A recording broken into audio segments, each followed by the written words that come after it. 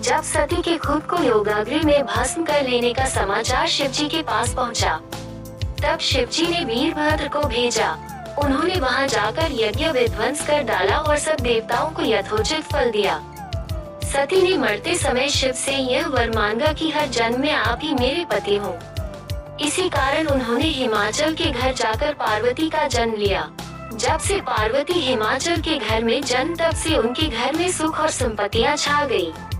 पार्वती जी के आने से पर्वत शोभायमान हो गया। जब नारद जी ने ये सब समाचार सुने तो वे हिमाचल पहुँचे।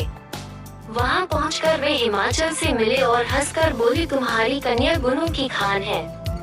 ये स्वभाव से ही सुंदर, सुशील और शांत है। ये कन्या सुलक्षणों से संपन्न है। यह अपने पति को प्यारी होगी। अब इसमें जो 2-4 अवगुण है वे भी सुन लो।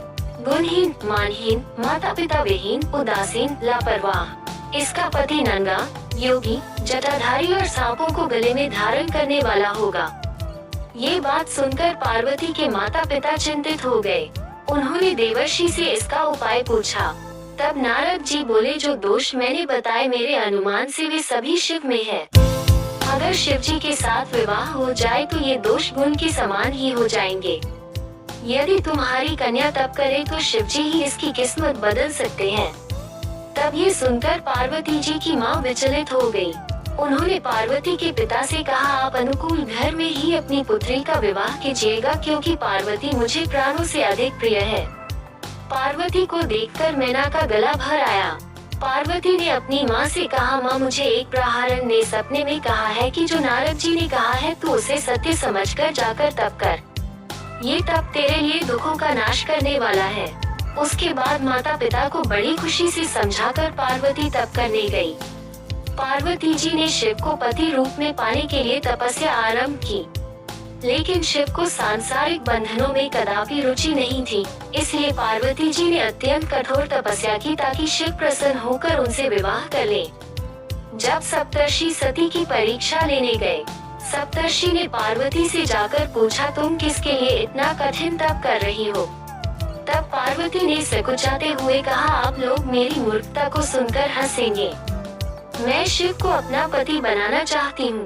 पार्वती की बात सुनकर सभी ऋषि हंसने लगे और बोले कि तुमने उस नारद का उपदेश सुनकर शिव को अपना पति माना है, जो सब कुछ चौपट कर देता है। उनकी बातों पर विश्वास करके तुम ऐसा पति चाहती हो जो स्वभाव से ही उदासीन, गुणहीन, निर्लज, बुरे वेश वाला, बिना घर बार वाला, नंगा और शरीर पर नागों को धारण करने वाला है। ऐसे वर के मिलने से कहो तुम्हें क्या सुख मिलेगा। अब हमारा कहा मानो, हमने तुम्हारे लिए बहुत अच्छा वर चुना है। हमने तुम्हारे लिए जो वर चुना है वो लक्ष्मी का स्वामी और वैकुंठपुरी का रहने वाला है। तब पार्वती उनकी बात सुनकर बोली, कहा है कि मेरा हाथ भी पर्वत के ही समान मजबूत है। मैं अपना ये जन्म शिव के लिए हार चुकी हूँ। मेरी तो करोड़ जन्मों तक यही जिद रहेगी। पार्वती की यह बात सुनकर सभी ऋषि बोले, आप माया हैं और शिव भगवान हैं। आप दोनों समस्त जगत के माता पिता हैं। ये कहकर सप्तर्षि पार्वती को प्रणाम करके वहाँ से चले गए। पार्वती जी की दृढ़ निष्ठा ने जीत लिया शिव जी का मन। वर्षों तपस्या करने के बाद एक दिन पार्वती जी के पास एक ब्रह्मचारी आया। वो ब्रह्मचारी तपस्विनी पार्वती का आग्रह स्वीकार करने से पूर्व बोल उठा, तुम्हारी जैसी सुकुमारी क्या तपस्या के योग्य है? मैंने दीर्घ काल तक तप किया है। चाहो तो मेरा आधा या पूरा तप ले लो, किंतु तुम इतनी कठिन तपस्या मत करो। तुम चाहो तो त्रिभुवन के स्वामी भगवान विष्णु भी। किंतु पार्वती ने ऐसा उपेक्षा का भाव दिखाया कि ब्रह्मचारी 2 क्षण को रुक गया। फिर बोला, योग्य वर में 3 गुण देखे जाते हैं, सौंदर्य, कुलीनता और संपत्ति। इन तीनों में से शिव के पास एक भी नहीं है।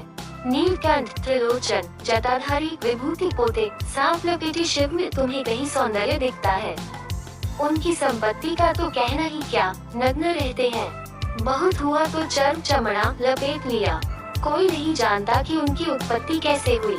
ब्रह्मचारी पता नहीं क्या क्या कहता रहा, किंतु अपने आराध्य की निंदा पार्वती को अच्छी नहीं लगी।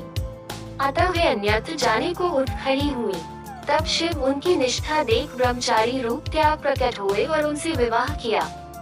जहाँ दृढ़ लगन, कष्ट सहने का साहस और अटूट आत्मविश्वास हो, वहाँ लक्ष्य की प्राप्ति अवश्य होती है।